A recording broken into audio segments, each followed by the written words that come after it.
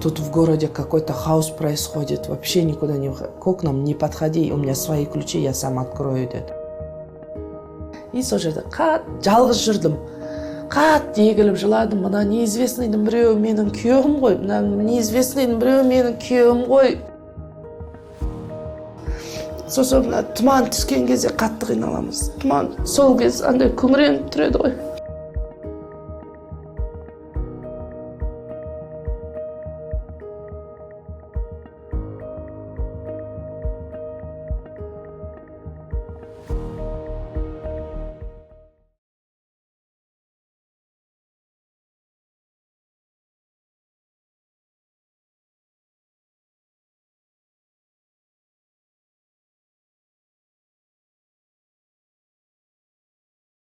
Звондаймын, Кайра, қайдасың, ты где? Я пошел посмотреть на митинг. Қазір деген Аза мен Аконе сол жақта екен, соларды алып бірақ қайтам дейді. Өскеменнен ағасы келген, інісі біздің үйде студент еді. Сол екеуін кетіп қалған екен, сол екеуін алып келем деді. Содан 1,5 болды, 2,5 болды, жоқ, 2,5-да звондаймын. Ешқайда шықпа, мен аналарды енді таптым, қайтам деді. Содан арада 3,5 болды, 3,5-да соңғы рет өзі звондады, мен звондаман, өзі звондады. Окна, двери, ворота, все закрывай, тут хаос происходит, вообще никуда не выходи, детей никуда не выводи. Тут в городе какой-то хаос происходит, вообще никуда не выходи, к окнам не подходи, у меня свои ключи, я сам открою деді. Біз үшеуміз біргеміз деді, сол ең соңғы сөйлескенімде акиматтың алдындамыз деді. Соңғы сөйлескенім сол акиматтың алдында сөйлестім. Содан телефонына гудок бармайды, одан бір уақытта гудок барады, алмайды.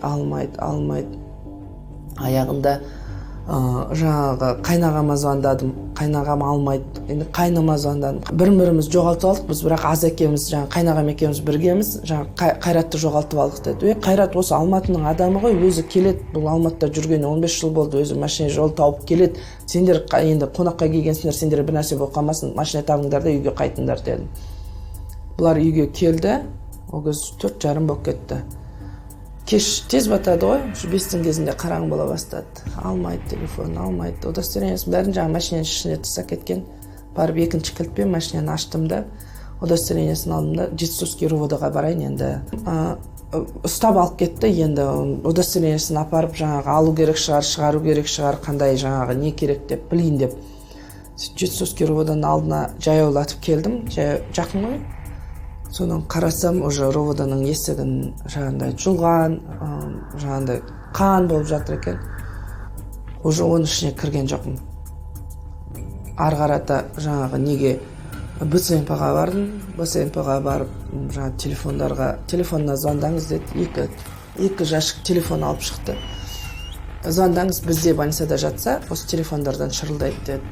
Звондап ем, ол жерден шыққан жоқ. Сол жерде қаншалықты ауыр жағдай болып жатқан сол жерде түсіндім. Өйткені ол жерге различный травма, мен тұрған жерде, ресепшнда тұрғанда, басына оқ тиген, арқасына оқ, аяғына оқ тиген, уже қай жеріне оқ тиген білмейсің, қан барлық жер келіп, адамдарды әкеватты, 1 минутта бір 10 адам кіріп атқан шығар жаңағы жерге. Содан жаяулатып, жолдан попуткалар тұстап жүріп, 12-ші больницаға бардым, 12-ші больницада сол жер өте ауыр тиді, өйткені БСМП-да ондай список жоқ еді, 12-ші больницада. Сол кезде түсірілген қағаздар қалды ма білмеймін, мен өзім түсірмей, енді ес алып жүрген адам ондай түсірмейді, онда А4 форматқа фамилиялармен өлді, умер, и жаңа фамилиясы жоқтарды неизвестный умер деп жазылып тұр екен. И сол жерде жалғыз жүрдім. Қатты егіліп жыладым, мына неизвестныйдың біреуі менің күйеуім ғой, іздегенде де бүйтіп іздеймін. Үлкен денелі азамат еді ғой. Мен мынандаймын, менің күйеуім, менен де мынандай денелі азамат келді ма деп. Енді ол жерге қанша адам түсіп жатыр. Жаңағы неизвестный деп тұрып, талқаптым сол жерде. Содан алып шығып, жаңағы давлениямды өлшеп, укол салып, отырғысы келетін адам алып кетсін деді. Енді маған қарап жататын ол кісілердің уақыты да жоқ болды. Мен ол жерден шығып, жаяулатып площадьқа кетіп бара жатырмын, бір намазханаға тоқтады. Жаңағы Қарындасым, қайда барасың? Поштқа кетіп барамын. Не қылып барасың? Күйеуімді іздеп жүрмін. Күйеуің қайда? Таңертең осылай кеткен, таппай қалдым. Үйіңе қайт. Жүр, үйіңе апарып тастаймын, келеді күйеуің. Жоқ аға, қайтпаймын, апарсаңыз көмегіңіз болса, поштқа апарыңыз. Әйтпесе үйге қайтпаймын деп. Содан поштқа барсам, солдат, военный, ешкім жоқ, жай өзіміздің киім киген азаматтар тұрды. Почта сцепленияда тұр деп, жаңағы кірмейсіздер деді. Соны мен жыладым, мен күйеуім ана жерде қансырап жатыр ма, мен алып кетуім керек, бар мен күйеуім осы жерде. Жоқ, кірмейсіз, соңғы осы жерде сөйлескем, болмайды. Содан айттым, енді жібермесең мен больницаға өтем, ары 5-ші больницаға төтелеп өтем деді, мен былай айналып бармаймын дедім, жаяу жүрмін дедім. Бір екі азаматты шақырттым, мына кісіні 5-ші больницаға жеткізіпсіңдер деді. Қорқынышта, бәрі сол кезде жоқ болды ма, соны жаңағы отырдым да солардың машинасына, 5-ші больницаға апарып тастады. 5-ке кіріп ем, ол жерде врачтар, бізде жатқан азаматтар жоқ, бізге келгеннің бәрі өз аяғымен кетті деді. Ана жерде бір кәдімгідей воодушевленно шықтым. Ойладым, сау деп. Сол кезде жаңа телефонына қайнағам звондап отырса, алыпты да 5-ші больницада келіп алыңдар депті телефон.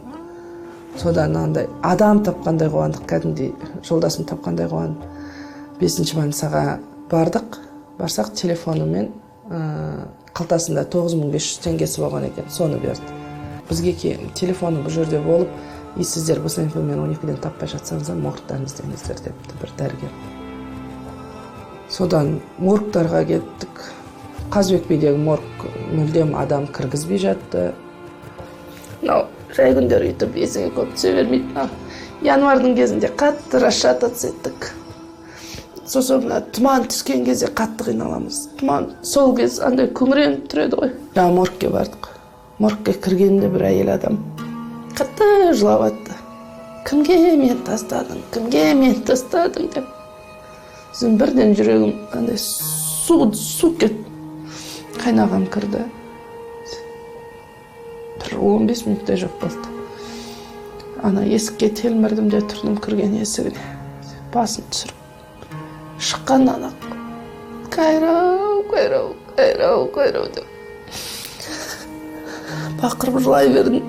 Сөйтсем, бірінші болып түскен екен. Ең соңғы ящиктен шығыпты.